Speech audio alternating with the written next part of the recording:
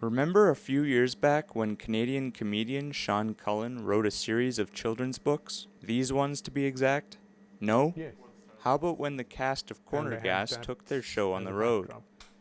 I bet these two artistic pieces look vaguely familiar, and at the very least, similar in style. Well, they should, because they were both designed by South African artist Johann Wessels. I have advertised and promoted and marketed myself, sent out postcards and advertised in trade publications, and I think they probably picked me up through that.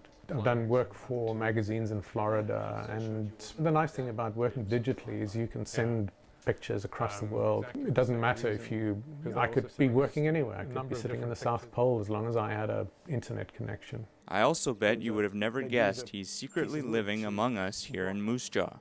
It's a really nice community. We left South Africa because of the crime and violence, and it was rather like the city I grew up in, small, agricultural. It's a very rural sort of town, or it used to be. It has a nice slow pace, and it's safe, and the boys went to school here, and it's been good to us. This piece Johann is working on with his Wacom tablet, his preferred medium as it turns out, is a commissioned piece friends of his asked to have done of their hairless cat.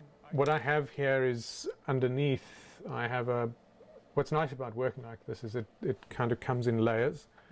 So you can, that is a whole lot of colored layers that I've put underneath. And then I have the pen and ink or the line layer on top. And what I'll eventually do is just blend them all together.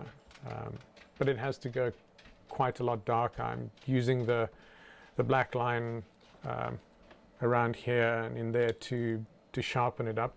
I probably won't work very much into the ears and some of the background because I want to focus the attention on the eyes, and I'll work it until I get the eyes to glisten like glass.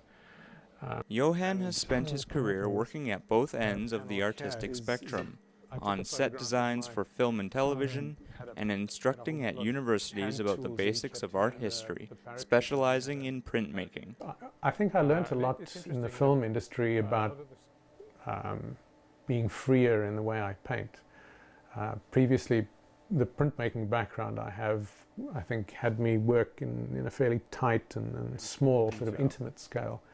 But working in the film industry, I think I learned to wield bigger brushes, and that could be a metaphor as well. But it's done a lot for the way I work.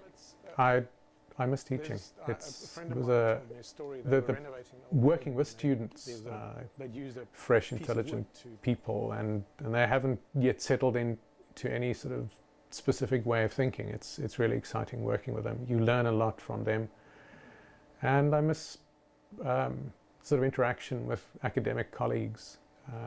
The university, when I was teaching there, we had a great group of people who were very quick to come out and critique and discuss, and there was no holds barred. It was a wonderful sort of free academic atmosphere where people could take each other on and discuss things, and no one had any sort of qualms about laying into someone else's work and saying I thought it was utter rubbish or really good, or so it was. I miss that. Now he's felt a need to explore certain themes as he continues to work diligently on his own pieces and the odd commission on his own time.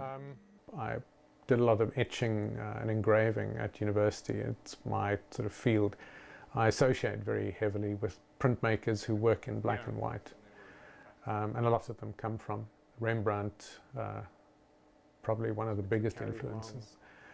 I wish I could paint like the Impressionists. I think they probably made some of the most beautiful work ever, but I wouldn't try it.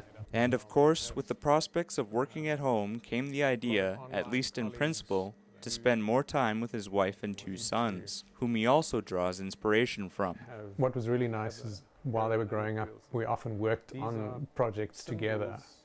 Children have a fantastically unique way of looking at things and breaking down reality into symbols, because they don't have the facility to draw it to look realistically, then they do it in their own way, and that is it's wonderful because they're fresh, they have no training, they have no expectation of what they're doing. For more information on Johann, visit his website at www.johannwessels.com. For Shaw TV, I'm Brett Hopper. Cold Lake some weeks ago, they were doing a big